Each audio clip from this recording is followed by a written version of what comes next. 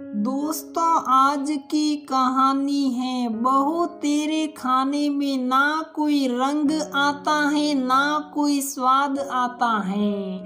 दोस्तों, कहानी शुरू करने से पहले अगर आपने हमारे चैनल को सब्सक्राइब नहीं किया है तो सब्सक्राइब कर लीजिए ताकि आपके पास पहुंचे हर नया वीडियो। सही में शर्मा जी के तो भाग्य खुल गए ऐसी बहू पाकर।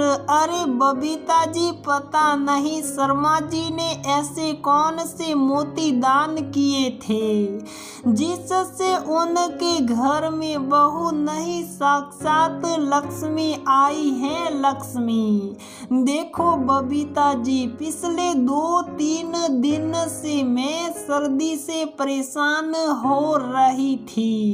शर्मा जी की बहू ने जब मेरी हालत देखी तो मेरे लिए काढ़ा बनाकर ले आई। उसको पीते ही मुझे जो फायदा हुआ तो मैं क्या बताऊं। मेरा गला मिनटों में सही हो गया। मेरी बहू के भरोसे तो सही में मर जाऊं, पर उसको तो अपने कामों से फुर्सत नहीं है। वह मेरा ध्यान क्या खाक रखती।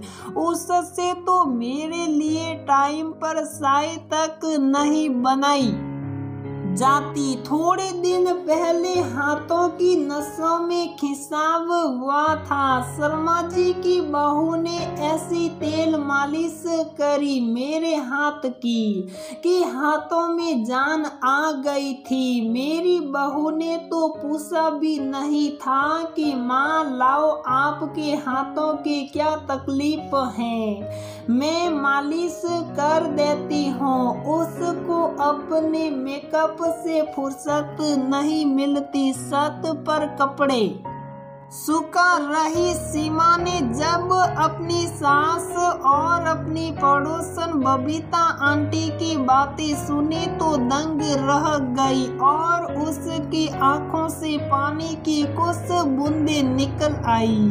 सीमा सोचने लगी, इस शर्मा जी की बहू को आए अभी 6 महीने पूरे नहीं हुए और उसकी सास के दिल में उसने अपनी इतनी जगह बना ली और उसको आज इस परिवार और इस परिवार के लोगों की सेवा में दिन रात लगे हुए 8 साल हो गए। पर मजाल है, आज तक कभी किसी ने उसके काम और उसकी तारीफ की हो। सीमा की सास की जब जुकाम हुई थी तब सीमा ने जुकाम लगते ही उनको खुद अपने हाथों से नींबू की चाय बनाकर देना शुरू कर दिया था और सासू माँ के जुकाम सही भी होने लगी थी। जिस दिन सीमा की सास शर्मा जी के घर गई उस दिन उनका गला करीब करीब सही हो चुका था, पर तारीफ ले गया शर्मा जी की बहू के हाथ का बनाया हुआ काढ़ा और सीमा सास के हाथ की क्या सास के पैर सिर सब की मालिश करती हैं आए दिन, पर उसकी मालिश का उसकी सास के कोई असर नहीं होता और शर्मा जी की बहू के हाथों में जैसे कोई जादू हो। उसने उनके हाथों को देखने के बहाने से छुआ, उसमें ही सासू माँ को लगा जैसे उनके हाथों में कोई ताकत प्रवेश कर गई हैं और वह सही हो गए। सीमा अंदर ही अंदर दुखी होती जा रही थी। सीमा के किसी भी काम से सासू माँ खुश नहीं हो पाती थी और जब से शर्मा जी की बहू आई हैं तब से तो सीमा के हर छोटे से छोटे काम की तुलना शर्मा जी की बहू से की जाती है। सीमा की सास पास में बैठे हुए अपने बेटे से बोली, शर्मा जी की बहू के हाथों में तो जादू है भाई, खाने की महक देखो पूरे पड़ोस में फैल जाती है। लगता है आज पकोड़े वाली कढ़ी बना रही है, एक बार मुझको भी खिलाई थी, उसका स्वाद अभी भी मेरे मुंह में घुला हुआ है। और दिवाली पर जो गुजिया बनाई थी वैसी गुजिया तो मैंने आज तक नहीं खाई थी, पता नहीं क्या क्या डालकर बनाती हैं। शर्मा जी को तो रोज नए नए व्यंजन खाने को मिलते हैं भाई, स्वाद वाले। सीमा का पति बोला, अरे माँ आप तो ऐसी बातें कर रही हो जैसे सीमा को कुछ बनाना नहीं आता।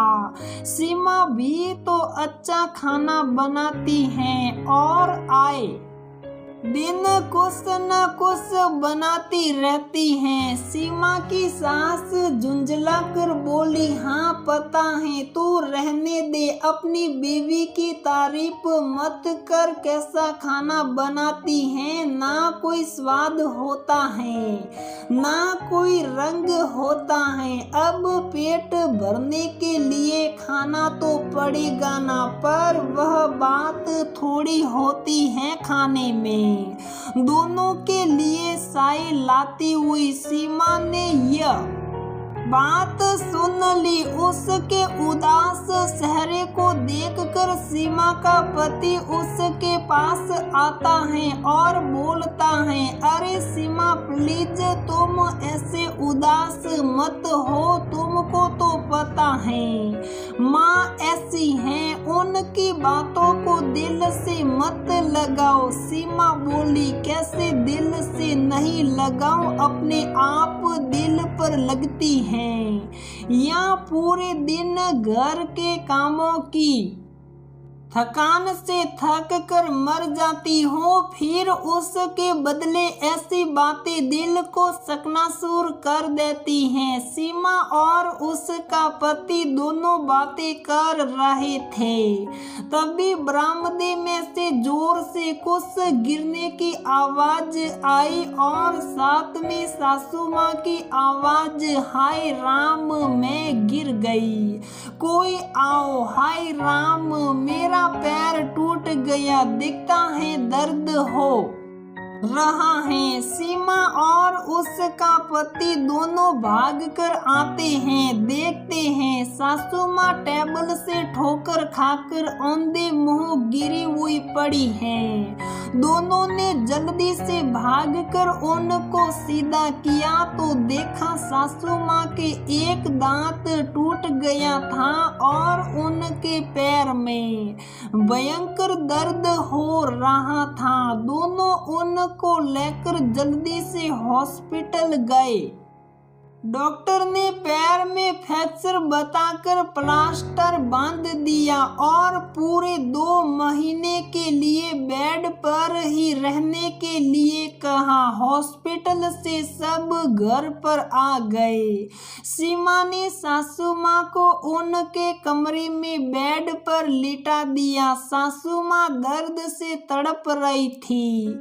सीमा उनको दवाई देकर उनके लिए जूस बनाने चली गई। तभी पीछे से शर्मा आंटी जी और उनकी बहू सीमा की सास का हाल साल पूछने आ गए। इसी बीच सीमा की सास को टॉयलेट आ गया। वह सीमा को आवाज देने लगी है, अरे सीमा मुझको टॉयलेट आ रहा है, जल्दी आ। सीमा टॉयलेट सीट ले आई। टॉयलेट सीट को देखकर शर्मा आंटी जी और उनकी बहू दोनों नाक पर कपड़ा रख कर जल्दी से कमरे से बाहर आ गई। उन दोनों के बाहर जाते ही सीमा की सास बोली, अरे बेटा जल्दी कर, नहीं तो मेरा टॉयलेट निकल जाएगा। सीमा को भी खुराफात करने का मन हुआ। सीमा बोली, शर्मा जी की बहू कितनी अच्छी है ना माँ, आप कितनी तारीफ करती हो उसकी मेरे सामने।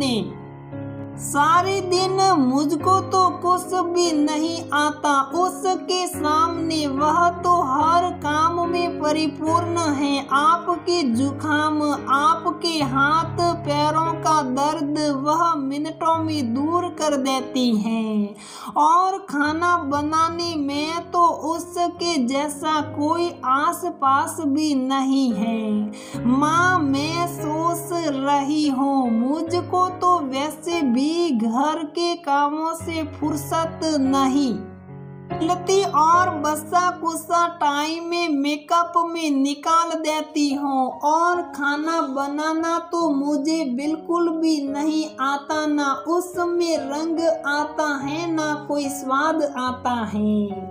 आप जब तक सही नहीं हो जाती शर्मा आंटी जी की बहू को अपने घर पर ही रोक लो आपकी सेवा करने के लिए। आपका दिल उसको देखकर खुश होता रहता है और मुझको देखकर सिड़ करता रहता है। वह मजे से आपकी सेवा करेगी और आपको बढ़िया से बढ़िया खाना बना कर देगी, फिर देखना आप थोड़े दिन में सही हो जाओगे। मैं हूँ गवार, कहीं आपके पैर का दर्द और ज्यादा ना बढ़ जाए मेरी गवारपन की सेवा से। सीमा ने शर्मा आंटी जी की बहू को आवाज लगाई। जैसे ही वह अंदर आई, सीमा ने उसके हाथ में टॉयलेट सीट पर देते हुए कहा, तुम बहुत अच्छी हो, सबकी सेवा के लिए तैयार रहती हो, मेरी सासू माँ की फेवरेट हो, इनको जरा टॉयलेट करा दो, मैं जूस बनाकर लाती हूँ। शर्मा जी की बहू ने जल्दी से टॉयलेट सीट सीमा के हाथ में देते हुए कहा, अरे भाभी मुझसे नहीं होते ऐसे काम, मैं ऐसे काम नहीं करती, मुझको तो ये सब देखकर ही उल्टी सी आ रही है। मैं जा रही हूँ अपने घर, आप जानो आपकी सास जाने। ऐसा बोलकर जल्दी से अपने घर की ओर चली गई। सीमा की सास का मुंह एकदम सोटा सा हो गया। वह बोली, ना कोई शर्मा जी की बहू काम आएगी, ना कोई वर्मा जी की बहू काम आएगी, मुझको तो सिर्फ मेरी बहू काम आएगी। अरे सीमा गलती हो गई, अब इस गलती की इतनी बड़ी सजा मत दे, मेरे तो तू ही काम आएगी। अब गलती से भी कभी शर्मा जी की क्या वर्मा जी की बहू की भी तारीफ नहीं करूंगी, सिर्फ अपनी बहू की खूबियों को देखूंगी। अब तू मेरी गलती की मुझे इतनी बड़ी सजा मत दे, मुझको जल्दी से टॉयलेट करा, अब बर्दाश्त नहीं हो रहा मुझसे, जल्दी कर। सीमा ने जल्दी से अपनी सास को टॉयलेट कराया। सीमा मन ही मन खुश थी कि चलो भगवान ने किसी न किसी बहाने से शर्मा जी की बहू की बड़ाइयों का भूत उनकी सास के मन से उतार दिया था और अपनी बहू की अहमियत समझा दी। अपने घर की बहू को अहमियत दीजिए, क्योंकि हर सुख दुख में वही आपका साथ देगी। पड़ोस वाली बहू आपकी सेवा करने नहीं आएगी, इसलिए पड़ोस वाली बहू के सामने अपनी बहू को निशा दिखाना छोड़ दीजिए। दोस्तों, कहानी शुरू करने से पहले अगर आपने हमारे चैनल को सब्सक्राइब नहीं किया है तो सब्सक्राइब कर लीजिए, ताकि आपके पास पहुंचे हर नया वीडियो।